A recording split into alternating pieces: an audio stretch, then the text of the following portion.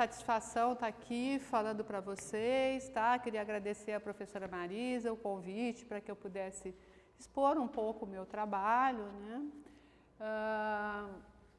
Eu vou fazer uma exposição, então, sobre esse tema, né? Censura a livros na ditadura militar, que é o assunto que eu estou trabalhando atualmente. Eu vou fazer essa exposição e depois a gente abre para debate, né? E essa exposição ela está um pouco repercutida numa exposição física que está tendo na biblioteca, né, onde estão os livros, alguns pareceres, que depois a gente planeja como fazer. Bom, como é que eu planejei essa exposição? Como eu falei, é um projeto de pesquisa que eu estou fazendo. Tá? Ele é um projeto de pesquisa que eu estou fazendo, já aconteceram resultados, mas ainda está em andamento. Aí, em sendo vocês graduandos e pós-graduandos, eu resolvi fazer a apresentação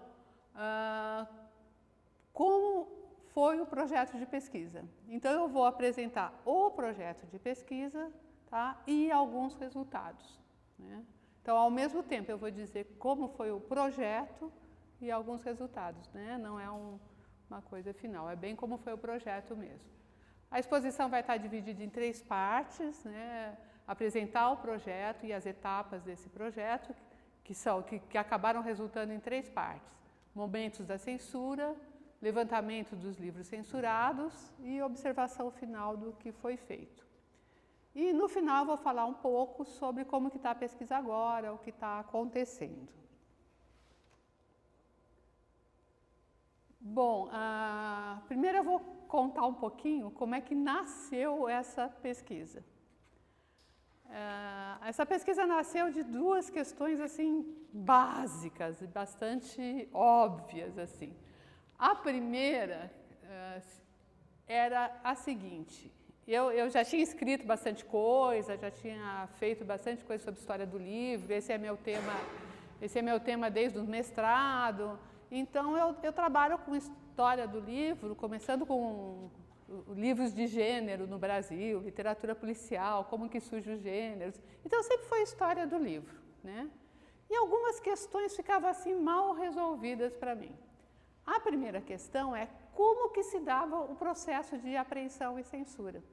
Por que que essa questão era mal resolvida? Porque todo mundo que mexe um pouco com literatura, né, já ouviu falar que o Zero do Inácio de Loyola Brandão foi um livro censurado. E que o Feliz Ano Novo, do Rubem Fonseca, foi um livro censurado. E aí as pessoas contam que os policiais iam na livraria aprender os livros e tal. Aí eu, na minha ingenuidade, pensava assim: poxa, mas não tinha a lei da censura prévia? Se tivesse a lei da censura prévia, será que não me dava uma carteirinha? Como será que funcionava? Será que eu mandava o livro e ganhava um certificado? Como é que funcionava? Porque se tinha censura prévia, como é que tinha apreensão? Né? Então, o livro foi publicado e foi apreendido depois. Então, essa foi a primeira questão. Como que era esse processo? Onde que era dado o livro, para onde ele ia e tal? Sabendo pela história que tínhamos 2 livros censurados que todo mundo sabe, que é o Zero, do Inácio Loyola, e o Feliz Ano Novo, do Rubem Fonseca. Essa foi a primeira questão. Tentar entender como se dava esse processo. E a segunda questão é a seguinte: se havia alguma correlação entre a censura a livros e a censura a outras formas de comunicação, televisão, rádio, cinema, música, né? Música menos. Por quê? Porque eu li o livro do Inimar Simões, que chama, né, Roteiro da Intolerância, que é sobre censura a filmes. E muitos filmes brasileiros foram censurados, foram tirados cenas desses filmes brasileiros. E alguns desses filmes vieram da literatura.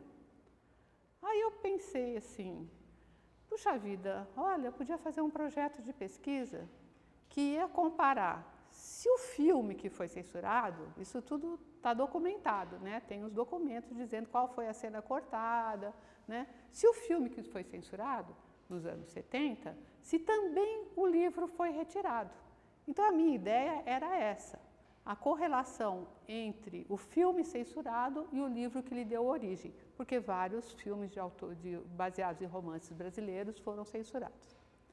E aí eu fui procurar, então, a lista dos livros censurados, para comparar com a lista dos filmes censurados. O Inimar Simões tinha feito a lista dos filmes censurados. Falei, bom, eu pego a lista do Inimar, separo quais são os filmes brasileiros, desses filmes brasileiros eu separo quais vieram da literatura, e aí eu vou comparar com a lista dos livros censurados. Era esse o projeto. Só que aí eu descobri que não existia de maneira organizada a lista dos livros censurados. Existia algumas estimativas, né? Existia, o principal deles chama Dionísio Silva, que foi uma pessoa que durante a ditadura foi anotando todos os livros censurados. Quer ele tenha visto no jornal, quer algum amigo tenha falado, ele foi anotando durante. Aí depois, né, ele não chegou a verificar os processos, ele fez uma anotação durante o período. Bom, a partir daí, então, dessas duas questões e desses dados, aí eu redigi um projeto. Projeto mesmo, projeto daqueles que tem assim, objeto, objetivo, método, resultados esperados, formato FAPESP, tá, gente? Aquele tem que fazer tudo direitinho, né? E o projeto era assim. Quais são os objetivos do projeto? Né? O objeto, então, a censura a livros da ditadura. Objetivos: resgatar como se dava o processo de censura a livros durante a ditadura militar. Aquela primeira questão, né? Em que instância se dava? Quem fazia? Era o autor? Era o editor? Ele submetia a quem? Né? E se fosse liberado, como é que ele sabia que foi liberado? Né? O processo mesmo, como é que se dava isso?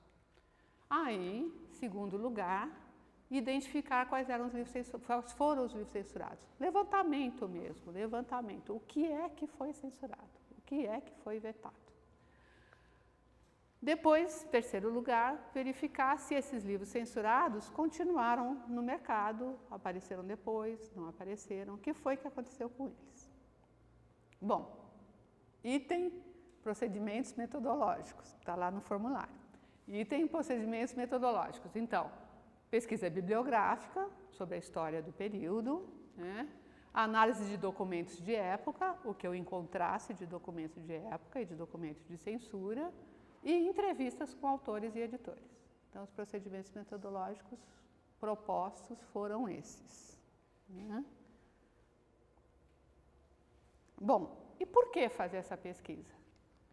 Mesmo superada a repressão estatal dos militares, o debate sobre a censura nesse período persiste em aflorar, como um trauma recalcado no tecido social que continua a trazer à tona seus sintomas, exigindo análise e resolução. Então, é lógico que a gente está num país que não vive mais uma ditadura militar. Por que estudá-la, então? Porque tem traumas sociais que estão aí e que estão aflorando o tempo todo, né? E que muitos deles são ressoares do período ditatorial. Então, o pressuposto da pesquisa, tudo isso eu estou falando como foi o projeto mesmo, assim, aquele formulário que você vai fazendo, que você tem por as etapas, né? O pressuposto da pesquisa é que a censura é parte de um aparelho de repressão. E muito mais do que afetar a circulação dos bens culturais, ela traz uma restrição a toda a produção e circulação de cultura, engendrando uma profunda mudança no exercício cultural em geral. O que eu estou falando aí? Eu não sabia quantos livros censurados tinha, tá? Podia ser que fosse só 2, podia ser que fosse só o Zero do Inácio Loyola Brandão e o Feliz Ano Novo do Rubem Fonseca, que esses são estudados, tem várias teses, tem pelo menos 3 teses sobre cada um, né? Podia ser que fosse só 2, né? Mesmo que fosse só 2, entender este processo é importante. E mesmo que fossem só 2 livros censurados durante os 21 anos de ditadura, mesmo que fossem só 2, tá? O fato de existir a possibilidade da censura já é uma coação. O fato de existir, né?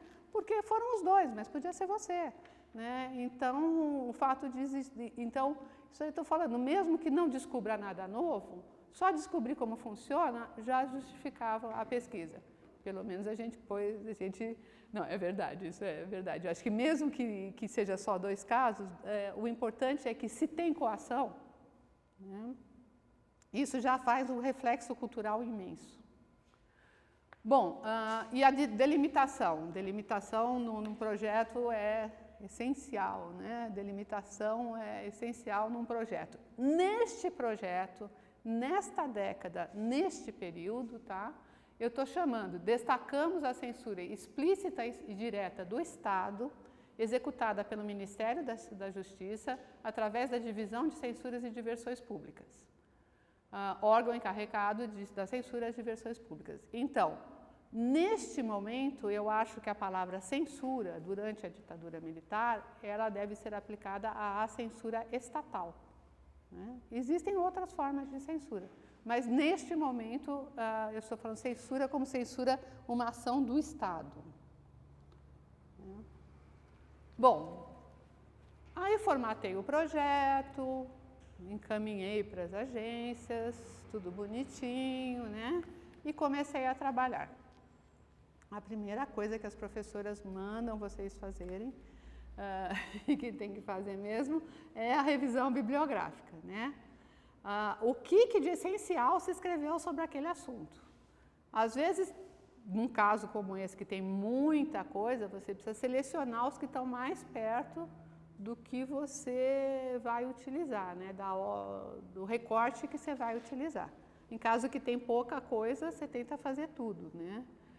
Bom, da revisão bibliográfica, o que saiu em primeiro lugar é aquilo que todo mundo sabe, mas de maneira organizada, né? O que saiu em primeiro lugar é que a ditadura brasileira não é um bloco monolítico, ela tem que ser dividida em 3 momentos distintos, e esses 3 momentos distintos são, então, 64 e 68, chamada ditadura temporária, ditadura envergonhada ou anos rebeldes, né? Que é antes do AI-5.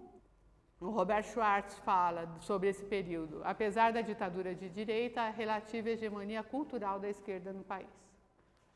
Um segundo momento, que é depois do AI-5, 68 e 74, regime escancaradamente ditatorial, ditadura escancarada, anos de chumbo.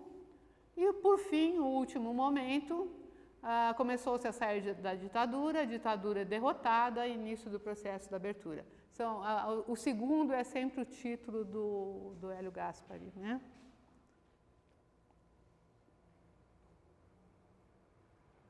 Bom, é isso, né? Durante os 21 anos de ditadura, não se pode falar numa um único comportamento do Estado. Tem que se dividir essa ditadura em 3 momentos, pelo menos em 3 momentos. Do ponto de vista político, tem que se dividir em 3 momentos. E esse ponto, ainda no Hélio Gaspari, né, o melhor termômetro da medida da situação do país foi a medida da prática da tortura pelo Estado. Então, o que o Hélio Gaspari está falando é que nesses 3 momentos o Estado se comportou de maneira diferente.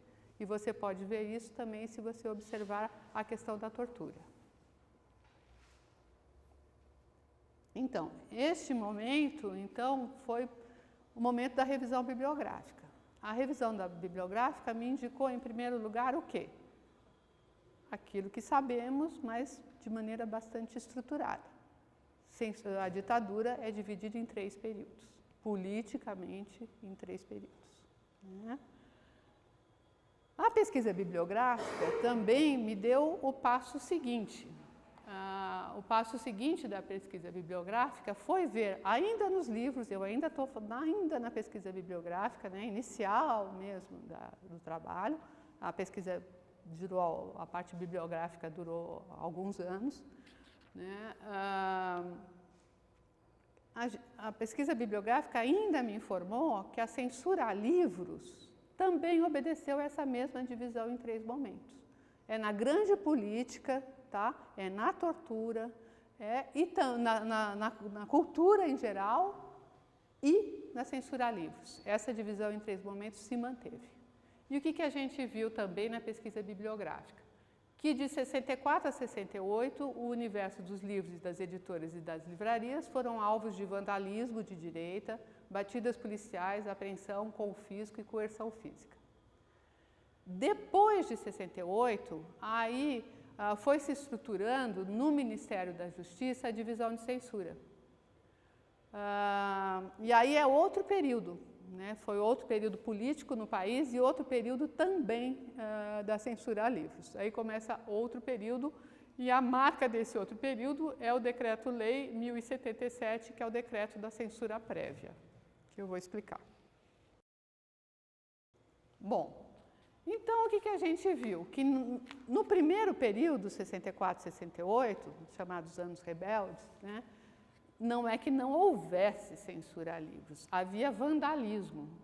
Ou seja, havia livros sendo apreendidos, havia bomba jogada em livraria, havia delegado ameaçando editores. Era uma censura desencontrada, destrambelhada e violenta, né? A outra também será violenta, mas a outra vai ser mais organizada, né?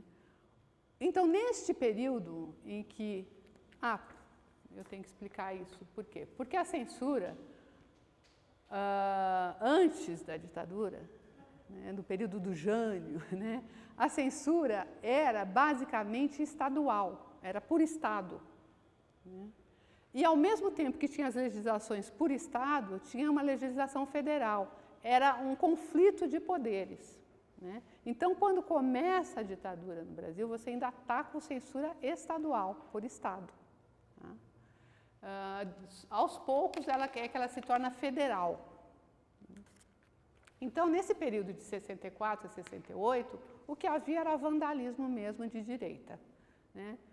Bomba em livraria, delegado que apreendia edições inteiras, né? Era o tipo de ação assim, vândala mesmo, né?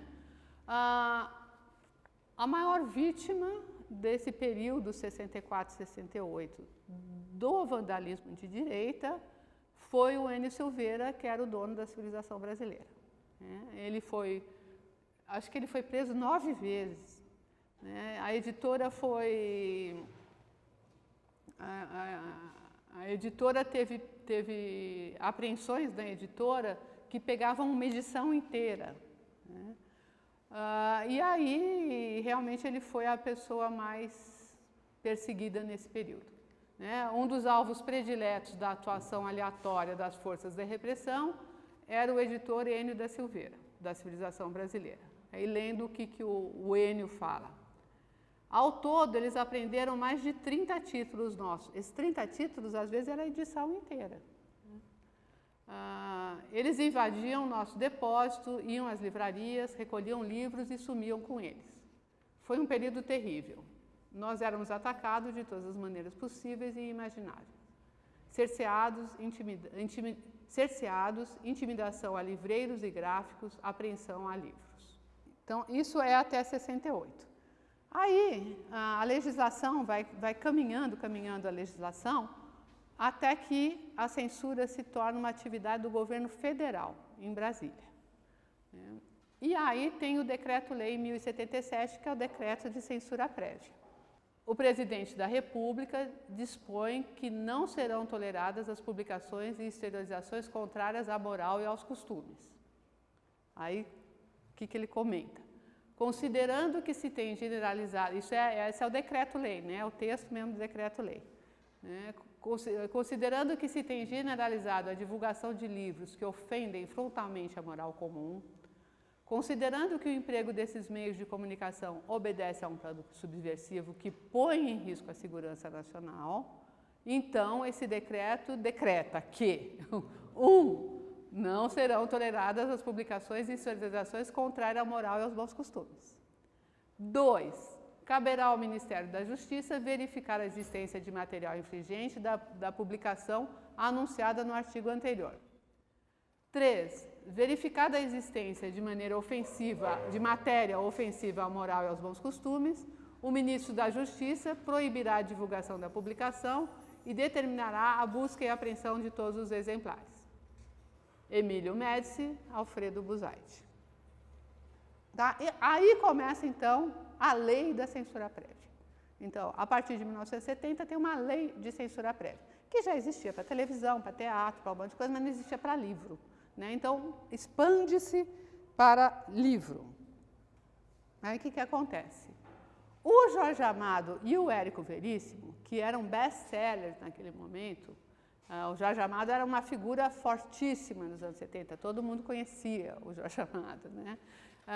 O Jorge Amado e o Érico Veríssimo dizem que não vão submeter os livros à censura prévia e que, se o governo insistir, eles vão publicar fora do país.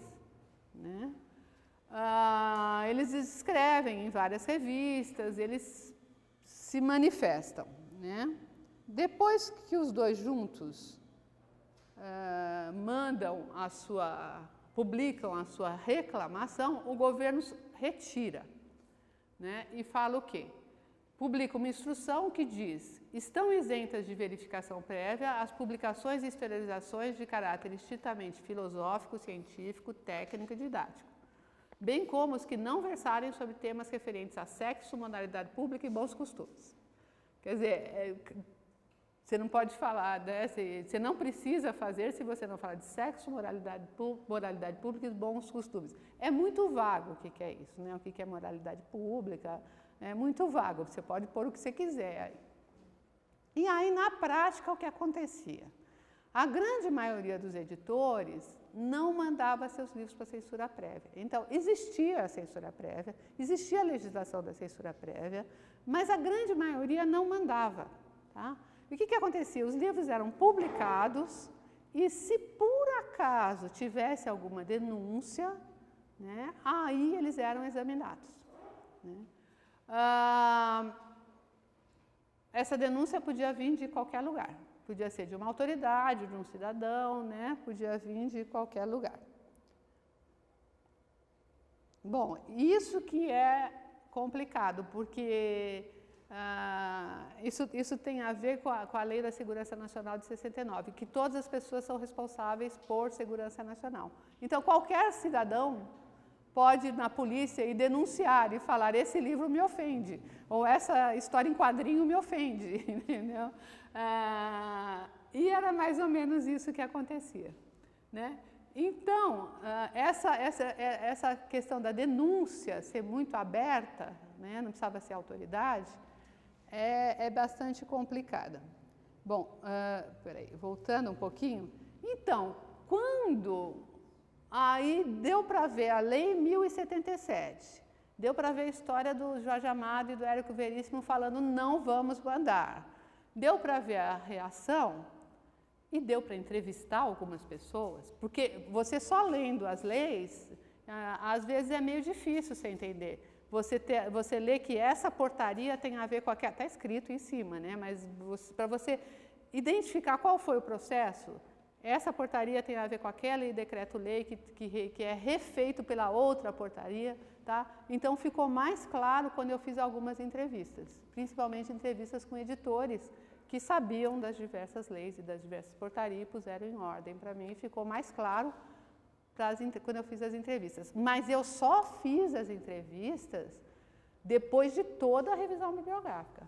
Eu fiz o projeto, entreguei o projeto, fiz a revisão bibliográfica básica, fiquei redigindo o capítulo histórico, tá? E aí, quando eu fui para a documentação, aí eu fiz as entrevistas. Eu não fiz as entrevistas antes, porque eu também não queria desperdiçar a entrevista. Às vezes você não está pronto ainda para fazer as perguntas e você vai desperdiçar a oportunidade, né? Aquela pessoa não vai te receber um monte de vezes, né? Então, é melhor você fazer quando você estiver bem pronta. Então, as entrevistas foram muito boas para esclarecer a ordem jurídica. Bom, e aí, então, a questão inicial. Como era possível ter apreensão e censura prévia, ficou clara. Porque o livro, a censura prévia era uma lei que não funcionava, né? Porque os editores não mandavam. Então, funcionava muito pouco, só um ou outro mandava. Né? E o que funcionava muito mais era a denúncia. E por isso que tinha apreensão e censura prévia. Então, aí resolveu a primeira questão, ficou bem interessante, já deu um caminho. Esse foi o caminho de entender a história, né? E também, ainda na pesquisa bibliográfica, a gente vê que os números são diferentes. O Janir Ventura, no 1968, ano que não terminou, ele fala que 200 livros foram censurados. No Centro Cultural São Paulo, o Centro Cultural São Paulo, além daquela biblioteca grande, ele tem uma biblioteca específica para cinema, rádio e televisão.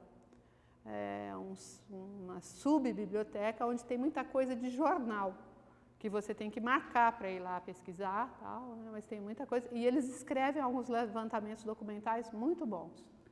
O Centro Cultural São Paulo fala em 200 livros censurados durante a ditadura. O Dionísio Silva, num livro que se chama Bastidores da Censura, fala em 430 livros proibidos. Tendo feito todo esse levantamento, toda a parte de pesquisa bibliográfica, aí sim eu fui para os documentos. E aí foi uma surpresa assim, os documentos eram novos, os documentos foram postos à disposição da população em geral em 2005, naquele momento que eu estava levantando, eles eram absolutamente novos, e esses documentos são os pareceres de censura. Né? Então, como é que era o processo? Alguém denuncia um livro, alguém fala, esse livro ofende a minha moral, esse livro ofende alguma coisa, e denuncia aquele livro. Aí pega aquele livro e é mandado para um parecerista. O parecerista censor faz um parecer. E aí esse parecer vai dizer, é liberado, não é liberado. Tá? Para livros, são pouquíssimos, são 28 caixas, são 490 conjuntos documentais. Para filmes, são 800 caixas, 30 mil documentos, é uma loucura. Tá? Para letra de música, são 730 caixas. Uma caixa pode ter 3 músicas ou 30, depende qual é o tamanho do processo, mas são 730 caixas. Para peças teatrais, são 600 caixas. Para telenovela, 300 caixas. Essa documentação é uma documentação preservada. A gente não é o que sobrou de um arquivo, do arquivo da Divisão de Censura e Diversões Públicas. Não se sabe o que existia. Isso é o que sobrou. Tá? Então, o arquivo é assim, as caixas são essas. Então, de letras de música tem 700 caixas, né? É tudo muito grande, né? E você vai andando, aqui não dá para ver, mas esse corredor é imenso. Tá? Elas foram arquivadas de maneira bruta, assim, os funcionários foram jogando nas caixas. Tá? E tem vários pesquisadores trabalhando com isso, tem gente trabalhando em cinema, tem gente, né? E eu estou trabalhando no livro. Né? Mas eles foram arquivados de maneira bruta. Né? E também, isso é também interessante saber, e também por questão de segurança, muitas caixas e caixas foram escaneadas, documentos foram escaneados, mas de maneira bruta, sem dizer, só por segurança, tá? Para se acontecer alguma coisa, né? Então, só por segurança, existe o funcionário que tem tudo escaneado em desordem total. Né? Você ter 7 quilômetros de documento em desordem total é a mesma coisa que você não acha nada, né? Nada. Muito bem. Aí, sobre livros a coisa é menor. São 490 documentos, conjuntos documentais, né? Em 28 caixas. São os livros, tanto os livros que foram liberados pela censura, tanto quanto que foram censurados. Tá? A gente vai ver que no período de 75 a 79, a censura foi maior. O percentual de livros censurados é maior do que nos anos anteriores. Bom, e agora, também aquela coisa da pesquisa, né? Cheguei na pesquisa, tinha 490 conjuntos documentais.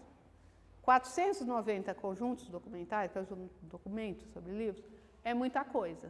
Não dá para uma pesquisadora sozinha fazer. 490 é muito. Era uma bolsa, né? Tem período para acabar, né? E também a gente, como pesquisador, quer pontuar também as tarefas, né? E aí eu falei assim, o que eu vou fazer? Eu vou separar os brasileiros, né? E aí eu fiz um levantamento dentre esses 490 que estavam na divisão de censura, quais eram os brasileiros. E chega mais ou menos a uns 112 livros brasileiros. A uns 122 livros brasileiros. Mais ou menos, depois eu explico por que é mais ou menos, né? 7 livros de ficção de autor brasileiro, 18 livros de não ficção de autor brasileiro, 11 peças de teatro que foram proibidas para serem publicadas em livro. Mas no teatro, na encenação, é muito mais, né? O número de peças censuradas por ano durante a ditadura, na encenação, é muito grande. Em livro é pequena. E cerca de 100 livros eróticos. Eróticos pornográficos, tá? Nós vamos falar disso. Bom, quais foram os livros? Quais foram os livros que, pela documentação, pela revisão bibliográfica, pelo documento de época e pela entrevista, a gente pode dizer que foram censurados? Aqui também mais um cuidado, né? Eu sei que esses livros foram censurados, mas eu não sei que foram só esses. Esses têm ou documentação, ou entrevista, ou parecer, esses, né? Pode ser que tenham sido mais. Foram os livros 10 Histórias Imorais, do Aguinaldo Silva. Aguinaldo Silva é o nosso Aguinaldo Silva mesmo. Também foi difícil, porque existe mais ou menos umas 30 pessoas chamadas Aguinaldo Silva, certo? Então, você percorrer até chegar a ele, é o nosso Aguinaldo Silva mesmo. O Zero, que a gente já sabia, né, do Inácio Loyola Brandão. O Feliz Ano Novo, do Rubem Fonseca. Em Câmara Lenta, do Renato Tapajós. Diário de André, do Brasigóis Felício, eu vou falar depois sobre um. 4 Cantos de Pavor, alguns poemas de Desesperado, e Araceli, Meu Amor. Araceli, Meu Amor, vocês sabem dessa história? Não. Araceli, Meu Amor é um caso específico, que foi um assassinato que aconteceu em Vitória, de uma menina de 14, 15 anos, que foi assassinada por uns rapazes da elite, né? Então, aí é um caso específico, porque foi a família dos assassinos, depois se provou que eram eles mesmos, a família dos assassinos que pediu para a divisão de censura tirar o livro, né? Então, é um caso muito específico. Bom, aí são esses os livros. Então, estamos falando de ficção, né?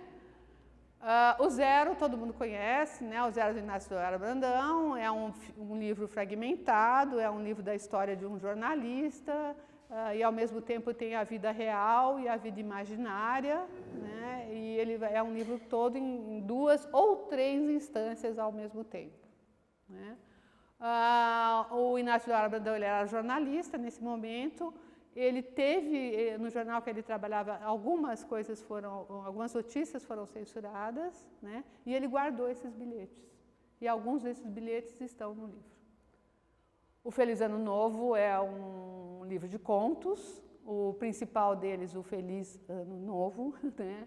É um conjunto de 3 ladrões, né? Que roubam uma família na noite de Réveillon, né? Com muita violência. Em Câmara Lenta é um livro impressionante, é sobre a tortura, talvez seja o primeiro livro sobre tortura. É uma história real da cunhada do autor, que foi morta em tortura. E o livro vai contando essa tortura aos poucos. É como um refrão. Ele vai contar assim, ela entrou na sala, aconteceu isso. Aí como um refrão, o livro vai contando aos poucos. E essa capa vai contando do mesmo jeito, aos poucos, em fotogramas. É uma capa interessantíssima. Diário de André é um filme sobre jornalismo, é um livro sobre jornalismo também, de Goiás. Os 7 Histórias Imorais, que está lá, é do Aguinaldo Silva. Pela capa, é uma capa muito malandra, né, que fica parecendo que imoral é sexo, né, mas na verdade é sobre nordestinos pobres. O Araceli, meu amor, que é essa menina que foi morta, né? Há pouco tempo teve na Globo News um documentário sobre o caso Araceli. Assim, há pouco tempo, que eu digo, há um mês, assim, você viu? Que é exatamente isso, né? Com o Geneton de Moraes, né? Que Levan que fez, sobre o caso Araceli. E 10 poemas desesperados, é um livro de poesia. Bom, e os livros, então foi isso que eu tentei fazer, né? Era o segundo objetivo, era identificar os livros censurados. O objetivo de identificar os livros censurados, eu descobri que eu não ia conseguir fazer. Eu ia ter que limitar. Então eu limitei aos brasileiros, né? Podia ter feito outra limitação, podia limitar por gênero, podia limitar por ficção, não ficção, né? Falei, não, me diz mais, me fala mais, trabalhar com os censurados brasileiros, né? Entendendo por brasileiro o autor brasileiro, né? E aí, então, resolvi fazer o levantamento, ficção, não ficção, teatro e eróticos, que são os que acontecem, né? Para brasileiros, né? Podia ter feito outras coisas, podia ter feito só de teatro, por exemplo, né? Brasileiros e estrangeiros. Havia outros caminhos aí. Aí esse caminho foi o caminho que eu achei que tinha mais a ver comigo, né? Aí o levantamento de livros de não ficção de autores brasileiros censurados. Aí são 18, né? O Poder Jovem, que é a história do movimento estudantil, 113 Dias de Angústia, que é um caso também muito específico, Contradições e Movimentos Sociais, Classe Média e Política no Brasil, Movimento Estudantil e Consciência Social.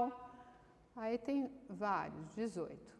O Caio Prado Júnior, né, que era também, quase como o Enio Silveira, também assim, bastante vetado.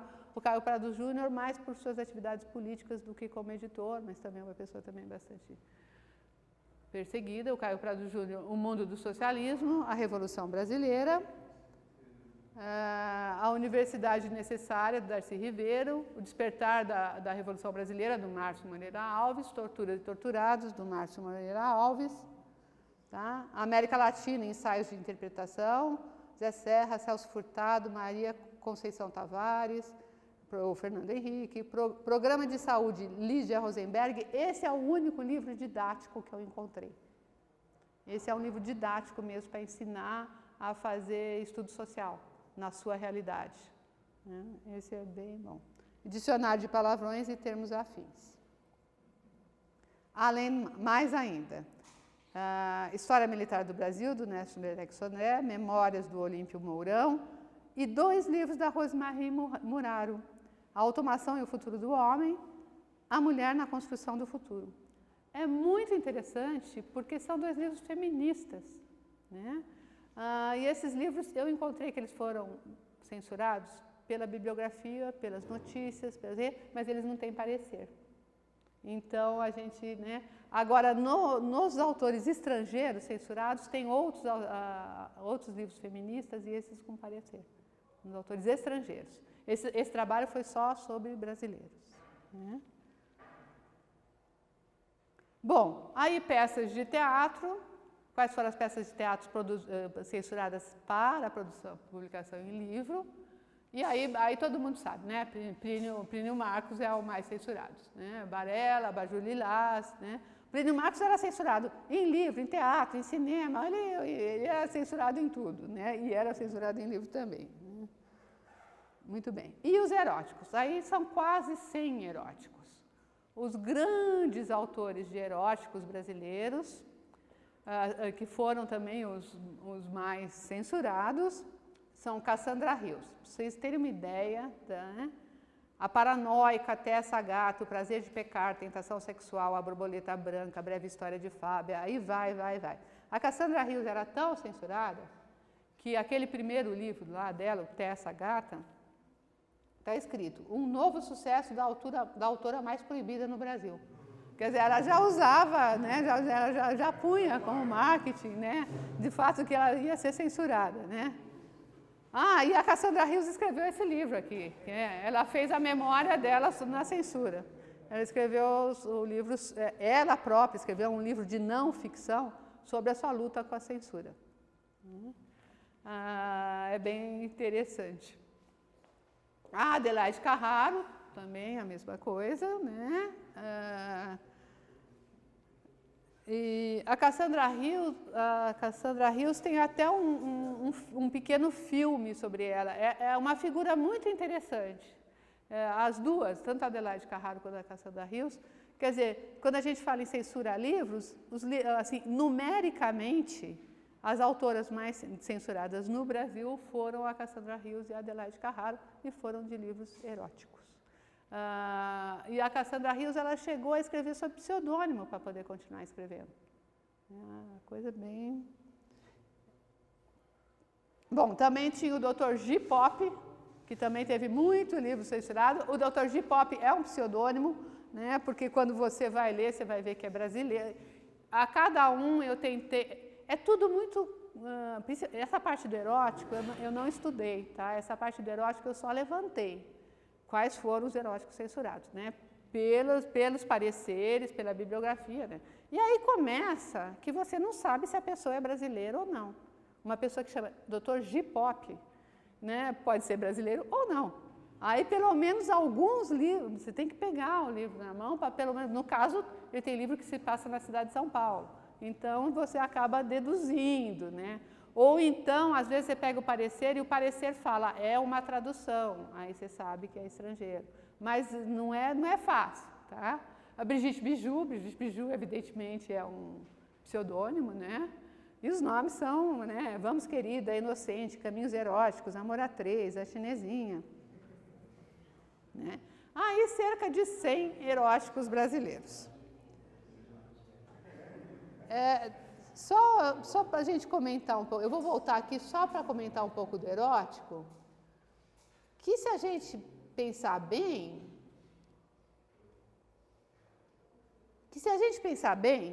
o decreto-lei, aí fala assim, a censura era política ou era moral? Por que tem livro mais erótico do que político? Não dá para fazer essa pergunta. Essa pergunta não é uma boa pergunta, tá? Porque do ponto de vista da direita, olha o que está escrito na lei, voltando ao decreto-lei. Dispõe que não serão toleradas as publicações e exteriorizações contrárias à moral e aos bons costumes. Considerando que se tem generalizado a divulgação de livros que ofendem totalmente a moral comum, considerando que o emprego desses meios de comunicação obedece a um plano subversivo que põe em risco a segurança nacional, então, a família,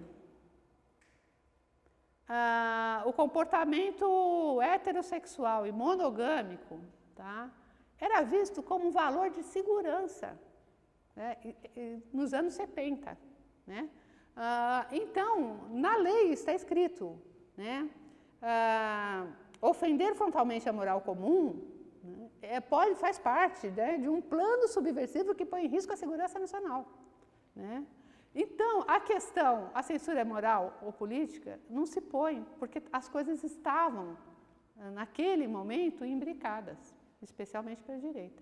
Né? As coisas estavam imbricadas. Naquele momento, né, gente? O mundo, acho que provou ao contrário, né? Mas naquele momento era visto...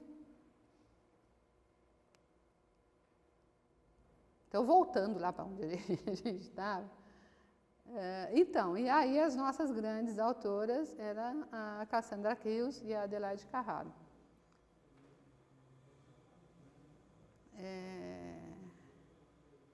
E aí eu já contei para a Marisa isso, que eu entrevistei uma sobrinha da Cassandra Rios, e a Cassandra Rios era uma militante dos direitos homossexuais. E ela foi censurada, a editora dela foi fechada, ela perdeu os direitos autorais, ela acabou pobre. Certo? Ela acabou sozinha e pobre. Aí uma sobrinha dela ligou para várias pessoas que eram citadas nos livros para conseguir alguma coisa, né? Para interná-la para o final de vida e tal. E no final, quem conseguiu foi a Luísa Erundina, né? Eu já tinha te contado isso. Aí ela ligou, né, para a Luísa Erundina e falou, olha, ela está aqui sozinha, precisa fazer alguma coisa. E aí a Luísa Erundina conseguiu, que ela ficou internada o fim da vida dela, né? Bom, gente, basicamente era isso que eu queria contar para vocês. Eu estou relatando aqui para vocês o meu processo de pesquisa. Essa foi uma pesquisa que surgiu das questões, né, como se dava o processo de censura, né, e acabei tendo que saber também quais eram os livros censurados. E aí, depois que eu fiz esse levantamento, quero fazer esse levantamento e circunstancializado, contando como era o processo de censura, aí veio a última parte da minha pesquisa, que foi estudar alguns estudos de casos. Aí eu, pessoalmente, assim, por escolha desse levantamento, né, eu resolvi estudar 5 casos de ficção. Aí a escolha do pesquisador, né? Por que de ficção? Porque eu gosto, é um universo que me diz, tal, né? Então eu resolvi estudar 5 casos de ficção. Então, esse levantamento e esse estudo desses 5 casos de ficção, então eu publiquei nesse livro aqui, que se chama Repressão e Resistência, Censurar Livros na Ditadura Militar, né? E eu vou deixar aqui, já deixei com a Marisa para pôr na biblioteca, tudo isso, e que é o levantamento e o estudo de 5 casos de ficção. Mas essa é uma pesquisa ainda em andamento. Então, eu estudei o 10 Histórias Imorais, né, do Aguinaldo Silva, o Em Câmara Lenta, junto o Feliz Ano Novo e Zero, porque já tem uma grande bibliografia, e 2 contos, 2 casos de contos que foram censurados em revista. E aí, o que eu posso dizer? Eu posso dizer que, por enquanto, a pesquisa chegou às seguintes conclusões. Primeira delas, aquela mesmo que se só tivesse 2 livros censurados, existir censura é um tema para o editor. Se você entrevista com o editor daquele momento, se você fala com o autor daquele momento, com o escritor daquele momento, existir censura é um tema na sua vida. Então, mesmo que tivessem sido poucos, é uma coação. Segunda conclusão, a censura a livros é maior quando já começa o começo da abertura e não dos anos de chumbo. E por que aconteceu isso? Não se sabe, né? Mas se você se for ver em cinema, teatro, música, não sei. A censura fica mais rígida depois de 75, depois do Vladimir Herzog, quando já começa uma certa abertura, né? Ela fica mais rígida. E por que aconteceu isso? Por vários motivos. Pode ser porque as pessoas, os autores, vendo que estavam num momento de maior abertura, ousavam mais, né? Houve menos autocensura, ou a minha hipótese é porque os funcionários da divisão de censura, e a essa altura já eram 200 funcionários, né, da divisão de censura, eles quiseram mostrar serviço, né? Ou seja, temos que atuar, porque se a gente não atuar, esse país vai para o buraco, certo? Então, eu acho que eles quiseram mostrar serviço. Essa é uma hipótese, não dá para a gente saber, né? Eu não entrevistei nenhum censor e também essa é só uma hipótese. Bom, é uma pesquisa em andamento. O que eu estou fazendo agora, porque são 490 processos, né? Então é muita coisa.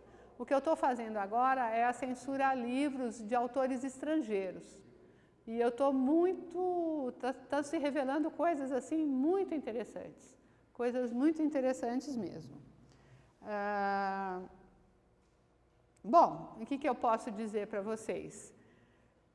Isso daqui, eu entrevistei o Mindlin, né, e ele falou uma frase, né, pode-se reprimir o espírito por um curto espaço de tempo, mas no final o espírito sempre vence. Ou seja, a primeira coisa, qual foi a minha experiência, né, dessa pesquisa que resultou nesse livro? Isso começou em 2005, quando eu já estava fazendo a pesquisa bibliográfica, e aí abriram o arquivo da divisão de censuras, abriram para pesquisa, né? Qualquer pessoa, na verdade, pode ir lá consultar. Então, quando abriram o arquivo, eu estava lá no segundo dia, né? Para ver. Então, essa pesquisa, ela leva a quais são as conclusões pessoais de ter me metido nessa história, né? A primeira é isso, de que, como falou o Mindlin, né, a coação, repressão é limitada no tempo, nunca é para sempre, né, sempre tem alguma saída, certo? E a segunda, e essa eu achei muito interessante, isso me enriqueceu muito, a segunda anotação final é que, sim, eu encontrei dados, encontrei documentos, encontrei processos. Sim, eu encontrei os processos do Enio Silveira, eles estão lá no arquivo, né? A gente vê os grandes editores atuando, você vendo aqueles documentos, você vê os grandes editores atuando, mas a pesquisa me levou também a localizar pequenos lojistas que insistiam em vender os livros censurados, tá? Pequenos comerciantes, tá? E até leitores que iam em lançamentos de livros censurados. Então, esses heróis anônimos foi uma grande descoberta, que eles aparecem nos documentos, tá? Os heróis já conhecidos, eles reforçam que eles existiram, mas os heróis anônimos aparecem nos documentos. E é uma pesquisa ainda em andamento, e agora eu estou trabalhando com os autores estrangeiros, mas eu estou bem no comecinho ainda estou no levantamento inicial. E foi uma satisfação poder falar para vocês sobre esse assunto. Se vocês me soltaram, eu falo. Então, foi uma satisfação poder falar com vocês. Obrigada, viu, gente?